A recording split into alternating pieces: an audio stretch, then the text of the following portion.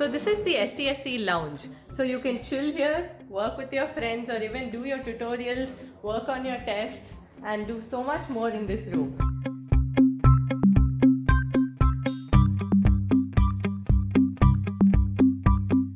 So there are basically 4 pods in this SCSE lounge, and I will be showing you one of them.